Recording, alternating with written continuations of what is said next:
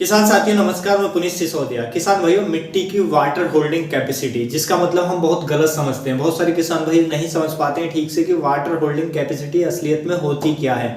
हम क्यों गलत समझते हैं, आखिर वो हम समझेंगे। अगर वाटर होल्डिंग कैपेसिटी को आपने अच्छा कर लिया मिट्टी की, अगर वो सही से समझ के, पहले उसको समझना पड़ेगा, हम गलत समझ लेते हैं। तो अगर उसको सही कर लिया तो आपकी मिट्टी के अंदर, आपकी फसलों के अंदर जो सॉइल बोर्न डिजीज है वो बहुत कम हो जाएंगे और आपकी फसल का जो जड़ों का विकास है वो बहुत अच्छा हो जाएगा। जो विल्ट की समस्या हमें बहुत ज्यादा देखने को मिलती है, विल्ट यानी कि रूट रॉट जिसमें जड़ गल जाती है, या डैम्पिंग ऑफ की समस्या, ये हमें देखने को नहीं मिलेगी। तो हमारी फसल की जड़ पर जो फंगल अटैक नहीं होगा, फसलों का जो रूट का फॉर्मेशन है वो भी बढ़ जाएगा, यानी कि अधिक रूट फॉर्मेशन होगा हमारी फसलों का। जब फसल की रूट्स हेल्दी होंगी, बिना उस पर कोई फंगल अटैक नहीं होगा, रूट फॉर्मेशन अच्छा होगा, तो ऐसी फसल बहुत ही अच्छी होती है। तो सबसे पहले समझिए कि जो वाटर होल्डिंग कैपेसिटी वो आखिर में होती क्या है। देखिए, वीडियो काफी इन्फॉर्मेटिव होगा हर फार्मर के लिए, तो वीडियो को लाइक जरूर कर दें अगर आपको अच्छा लगता है। अच्छा नहीं लगता है तो आप इसे डिसलाइक भी कर सकते हैं। चैनल पे नए हैं, हमारी जो जानकारी आपको इन्फॉर्मेटिव लगती है तो हमारे चैनल को सब्सक्राइब भी आप कर सकते हैं। तो चलिए जानते हैं।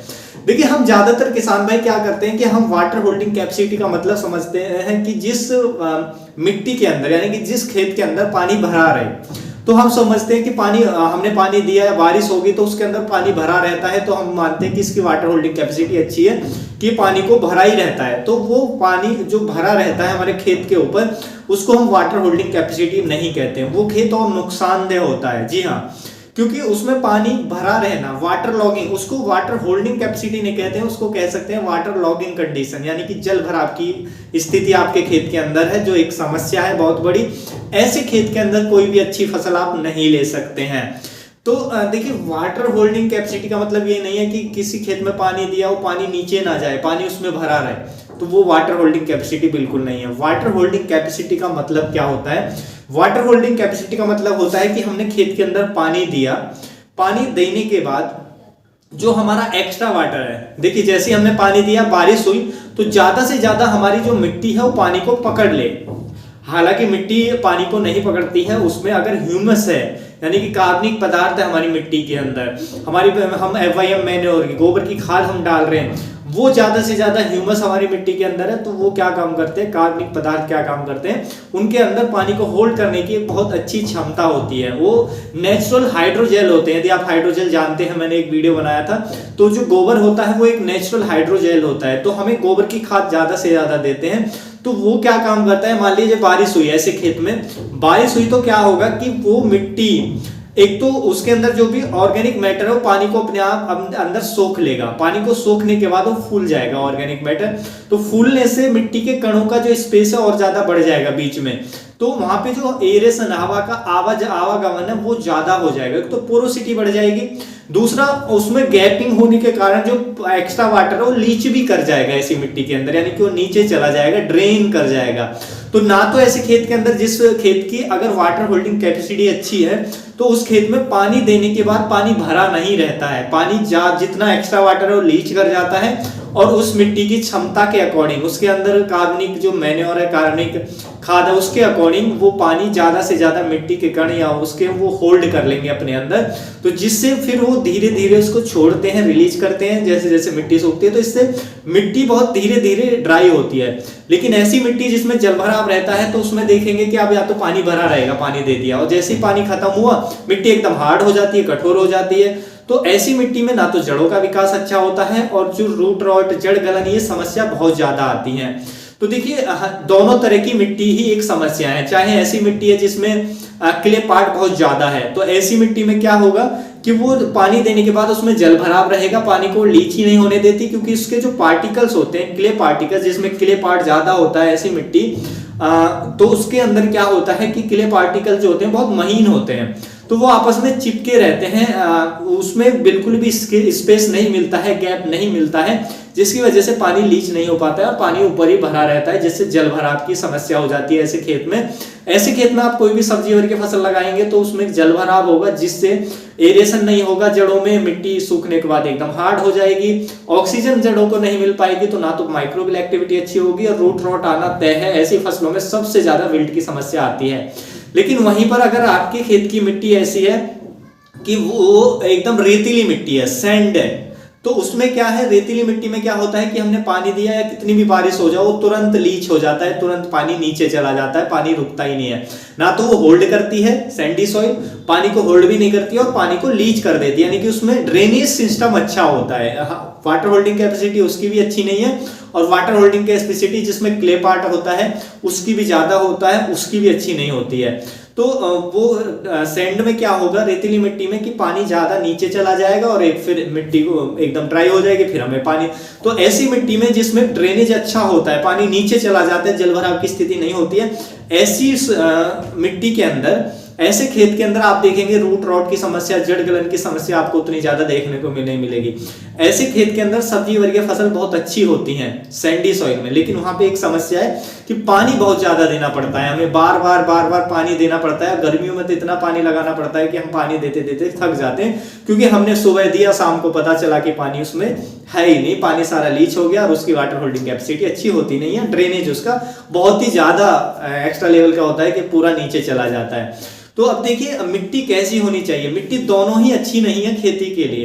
तो खेती के अंदर जो वाटर होल्डिंग कैपेसिटी है उसको हम कैसे इंक्रेज करें, तो वाटर होल्डिंग कैपेसिटी को इंक्रेज करने के लिए हमें जो कार्बनिक खादें हैं, गोबर की खाद है, वो ज्यादा से ज्यादा, ऑर्गेनिक मैटर ज्यादा से ज्यादा ऐड करना पड़ेगा, क्योंकि ऑर्गेनिक मैटर अपनी क्षमता से कई गुना ज्यादा अपने अंदर पानी को होल्ड कर लेता है, वो एक नेचुरल हाइड्रोजेल होता है। तो जब वो ज्यादा हमारे खेत के अंदर होगा, तो जब हम पानी देंगे तो एक तो खेत में पोरोसिटी बनाए रखता है, जिससे जब हम पानी देते हैं तो जितना उसे एब्जॉर्ब करना है उसके कणों को, वो एब्जॉर्ब कर लेगा पानी को ज्यादा से ज्यादा, और बाकी का, क्योंकि उसमें पोरोसिटी भी अच्छी होती है, बाकी का लीच कर जाएगा, नीचे चला जाएगा। तो ऐसे खेत में कोई समस्या नहीं आती है, ना तो हमें पानी की समस्या आती है, क्योंकि पानी उसने होल्ड करके रखा है अपने कणों के अंदर, धीरे धीरे वो पानी को छोड़ते रहते हैं और फसल, हमारे उस फसल को लंबे समय तक नमी मिलती रहती है, जिससे फसल अच्छी रहती है, कोई समस्या नहीं आती। और मिट्टी, ऐसी मिट्टी धीरे धीरे धीरे ड्राई होती है, तो ऐसी मिट्टी अच्छी होती है और उसमें जल भराव होता नहीं, एक्स्ट्रा वाटर नीचे ड्रेनेज चला जाता है, क्योंकि उसकी पोरोसिटी भी अच्छी होती है, तो उसमें एरेशन भी अच्छा होता है। तो ऐसी मिट्टी है आपकी, तो उसमें रूट फॉर्मेशन, जड़ों का विकास भी अच्छा होगा। तो हमें ज्यादा से ज्यादा जो हमारा कार्बनिक खादें हैं वो ऐड करना चाहिए। और आपकी मिट्टी ऐसी है जिसमें क्ले पार्ट ज्यादा है, तो उसके अंदर आप कोशिश करें कि जो हमारा जिप्सम होता है, जिप्सम को आप उसमें ऐड करें। 100 किलोग्राम पर एकड़ के हिसाब से डाल सकते हैं बेड़ों में। आप हर बार सोइंग कर रहे हैं तो हर बार डालें बेड़ों में। क्यों, जिप्सम क्या है कि वो हमारी मिट्टी का जो क्ले पार्ट है उनको चिपकने से रोकता है, उनके अंदर पोरोसिटी लाता है, भुरभुरापन लाता है। तो इसलिए अगर क्ले पार्ट आपकी मिट्टी के अंदर जाता है, चिकनी टाइप से आपकी मिट्टी है, तो उसमें जिप्सम का उपयोग करें। और कार्बनिक खादों का तो उपयोग करें आप हर मिट्टी में, चाहे आपकी क्ले पार्ट ज्यादा है, चाहे आपकी सैंडी सॉइल है, उसमें भी आप ज्यादा करें, तो उसमें भी हमारी वाटर होल्डिंग कैपेसिटी हमारी इंक्रीज होगी, जिससे हमें अच्छे बेनिफिट्स देखने को मिलेंगे। देखिए, वाटर होल्डिंग कैपेसिटी को मैं कुछ इस तरीके से आपको समझाना चाहूंगा, यदि आप समझना चाहते हैं तो। देखिए, हमारे पास 2 गमले हैं। एक गमले में हमने ऐसी मिट्टी भरी है जिसमें क्ले पार्ट बहुत ज्यादा है, दूसरे गमले में हमने उसी मिट्टी में क्या है, ऑर्गेनिक मैटर ऐड कर दिया है।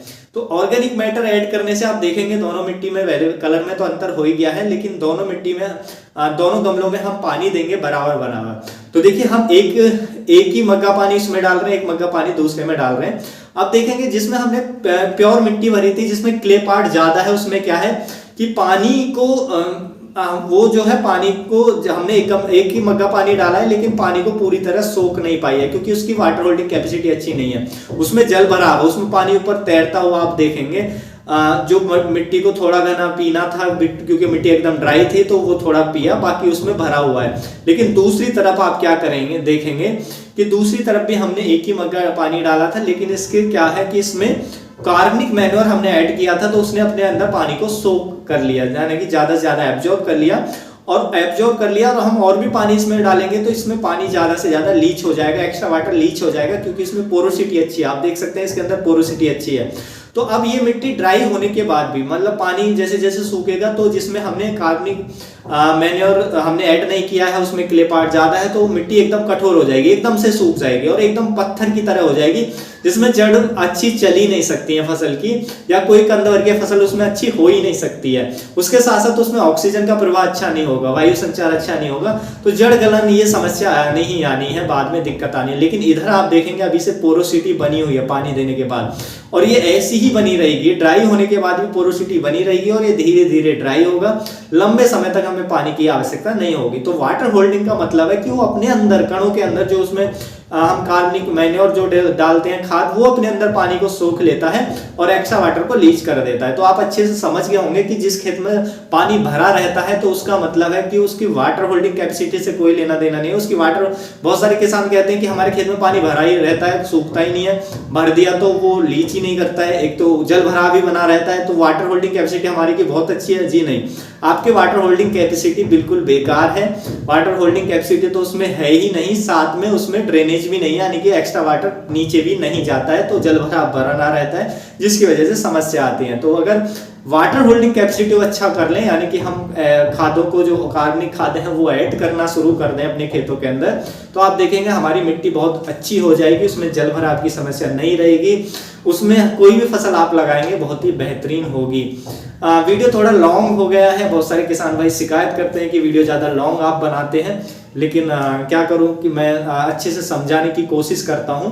तो उम्मीद है किसान भाइयों जो आज की जानकारी है आपको अच्छी लगी होगी। जानकारी अच्छी लगी तो वीडियो को लाइक कीजिएगा, ज़्यादा से ज़्यादा फार्मर के साथ इसे शेयर कीजिएगा ताकि उन तक भी जानकारी पहुंच सके। मिलूंगा मैं आपको एक और नई वीडियो में नई जानकारी के साथ, तब तक के लिए आप अपना ख्याल रखिएगा। धन्यवाद।